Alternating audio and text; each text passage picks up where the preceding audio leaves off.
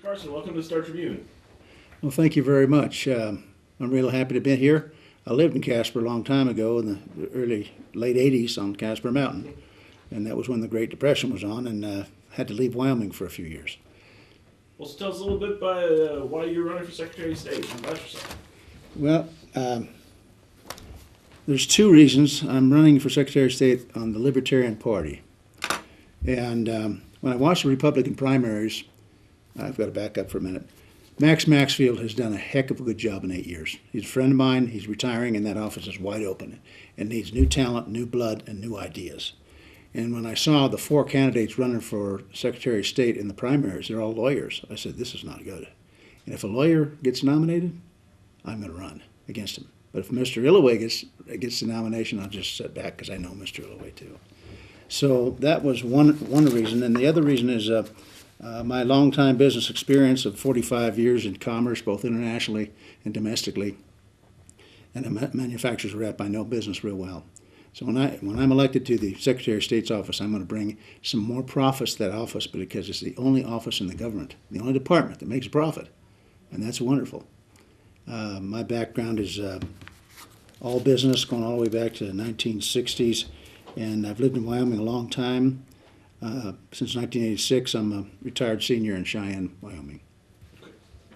So what would you consider the most important duty of the Secretary of State? Secretary of State has three duties. Doesn't sound like they're very big, but maybe they are, maybe they aren't. The first one in the law stipulates that he is the caretaker of the state seal and to be used as his authority under law. He's the only one that really uses that besides the governor. That's kind of a funny job. Secondly, most people don't realize that he's the caretaker of the Wyoming State Constitution. And as a paralegal and a registered agent, I've been in his office many, many times, probably 50 times, forming corporations, talking to the girls, and getting constitutions for people that need to know about it. And that's the only place you can get them, is the Secretary of State's office. He always has 1,000 on hand. But anyway, that's his second duty. And the third would be elections and supervising the elections, make sure that they're not fraudulent, and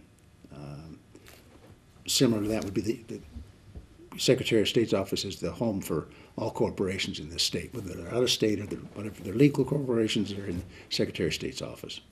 So what are the top three reasons you're running? You mentioned one, profits from the boosting profits at the Secretary of State's office. Okay.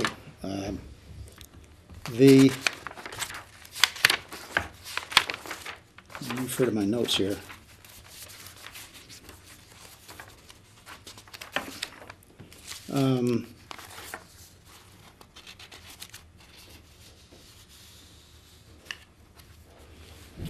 Most of the ideas that I would bring to the office doesn't have jurisdiction over. I'd have to work with the legislature or the governor or the treasurer. And Treasurer Mark Gordon is doing a great job, but he's totally, I think by law, commanded to have the billions of dollars we have in the state portfolio in dollar-denominated securities of New York Stock Exchange, NASDAQ, etc. I have some plans to show him to diversify into other currencies, other stock markets, whether it's Switzerland or London or wherever, and he has that power if the legislature will grant it to him. That would be extremely profitable. Also, the rainy day fund, which the Secretary of State doesn't have anything to do with, is in a similar situation, and it's a pathetic yield on the money. And I was in the oil business for many years, quite a while ago, when I was selling securities and investments and real estate. There's some very, very lucrative oil deals out there, wherein this rainy day fund could put a couple $100 million into real safe investments in the USA and yield extreme profit coming back to the general fund. So it sounds to me like things you're talking about are things that aren't under the Secretary of State. Right. These are the ideas I'm going to bring forth to other departments. Why didn't you run for state treasurer? Huh? Why didn't you run for state treasurer? Because Mark Gordon's doing a really, really good job, and I felt he was more qualified than I am. Okay. So what's the first policy decision you'd make upon taking office? I would enforce the Wyoming Constitution, and in the Wyoming Constitution, I think it's Article 6, Section 13, I think, there's a very simple statement in 2 sentences that says the state must maintain the purity of our elections, and we don't have that anymore, gentlemen. Our elections were corrupted about 20 years ago when the out-of-control U.S. Congress said, we're going to pass the Help America Vote Act. And we're going to provide electronic voting machines for all the states. It won't cost them a penny. And so that's what we have. We have a foreign manufactured machine by Diebold Company out of the Middle East. They have all the programming, all the data, all the software, everything. And these machines in any state, whether it's Virginia or Wyoming or California, can be hacked. They can be programmed. And I'm not going to bore you with some instances I know about that aren't in Wyoming. The first thing I would do is get rid of those voting machines, make the elections pure, and go back to paper ballots. What's a recent decision made by the State Land and Investment Board, which the Secretary of State would be a member of, with which you disagreed or would have voted against the majority? I don't quite understand the question there, Jared. State Land and Investment Board, of recent decisions that they've made, what decision would you vote against or not support? Because I've never sat on that board, but I've had extensive experience in real estate, like 20 years, I probably would have voted in favor of the grants and the funding that came up. However, as a former mortgage banker and loan officer, when I sit on that board and there's an applicant there for money, my main questions are going to be, how are you going to pay it back? This ain't free money. What other, as far as other committees besides SLIB, what would you say is the most powerful committee on which the Secretary of State would sit and why? Well, I think it's SLIB. Besides SLIB? Oh, besides SLIB? Mm-hmm. Probably the deposits committee that oversees what Gordon's doing, what every department in the state is doing. They're looking at the money and just take the executive board and seeing what areas could be improved upon, or why is there so much waste over here, or why is there such a great increase. I think that would be the second most important board. Outgoing Secretary of State Max Maxfield prioritized anti-fraud and anti-money laundering efforts during his time in office. What would you do on that front if elected? Well, he's done such a good job. I've never read in the paper, either your paper or the one in Cheyenne, that there's been some kind of fraudulent money laundering operation in Wyoming. So I think they've kept a pretty good thumb on it, and I would also. I think one of the recommendations I would make was that the registered agent, of course, in this state for the out-of-state corporation should have a physical address, not just a P.O. box. But I think Maxfield's done such a great job, I can't think of any way of improving upon it. Let's talk about lobbyists. The lobbyist activity reports required by the Secretary of State's office are currently useless as a way to determine what lobbyists are doing and who they're influencing. What would you propose to do about a lobbyist?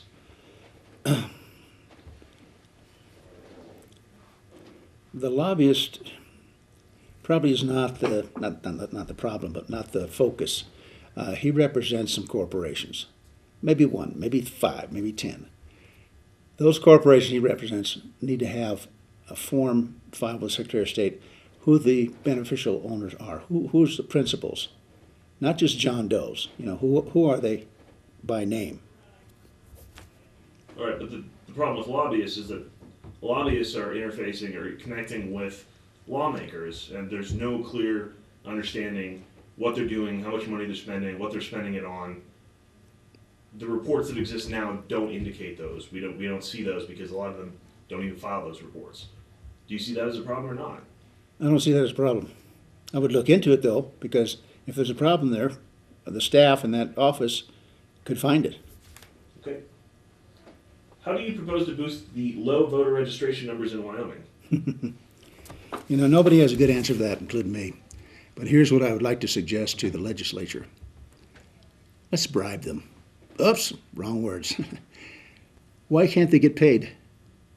For example, in Alaska and in Minnesota and one other state at one time, the state government would pay a dividend to the citizens of each state every year.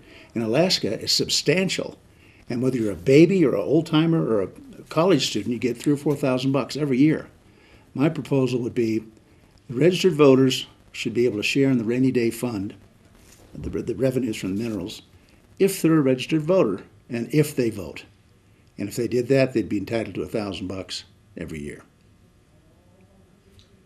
That's my list of questions.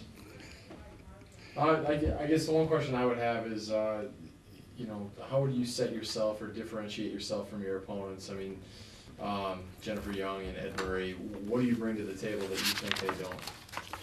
Well, I've got 45 years of business, international business and domestic business. I'm much more qualified than either one of them. I've been a law student for 35 years. I like to get into spats with attorneys. They don't intimidate me at all. I like to study the law.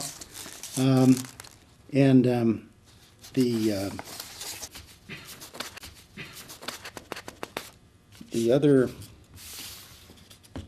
experiences I've had are with international import-export, international banking, currency trading. I lived in Europe for 4 years before I left Wyoming to Europe and came back here after 4 years. I've had a really good experience over there. And I'm trying to answer the question, but I think I forgot part of it. Oh, just how would you differentiate yourself between you and your opponents? Okay. I've just got more experience, period, in every capacity that would enable me to do an excellent job as Secretary of State. The Wyoming Constitution, gentlemen, if you don't know it, I'll read it to you. This little tiny Article 2 prohibits any bar licensed lawyer from running for office in the executive branch or the judicial branch. Did you know that? Nobody knows that. It's right there, Article 2. I'll read it to you if I can find it here. It's real simple.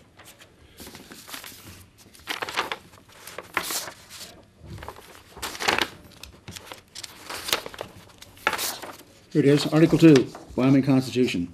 Powers of the government divided into 3 departments. We all know that. 3 branches.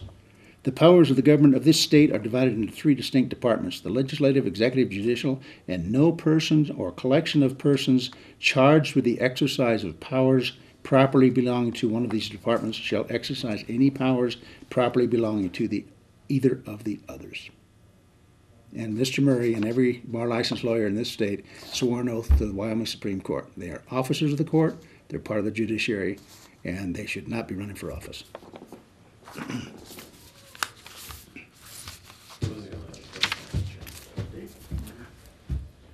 Well, that's all I've got for you. I'll give you a chance to make a closing statement and, Sure. and tell voters why they should vote for you.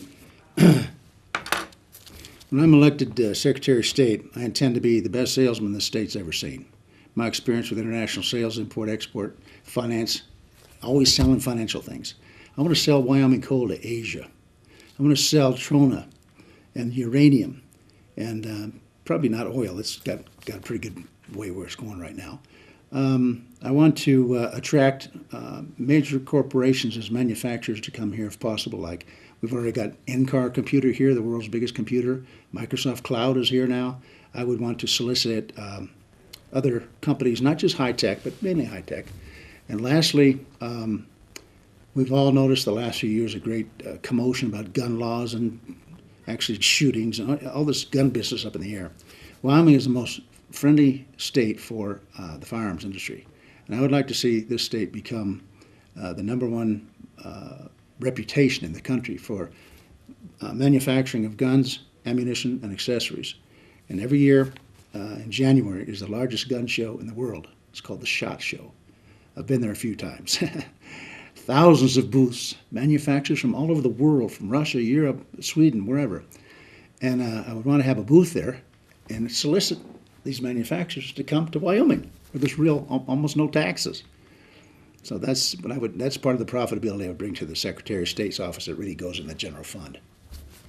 I would also be an ambassador for the governor to all 23 counties. He could send me wherever he wanted me to go to discuss the needs of those counties, and I would be his ambassador. A volunteer for that anyway. Well, Mr. Carson, thank you so much for coming to the Star-Tribune. Okay, I've enjoyed it.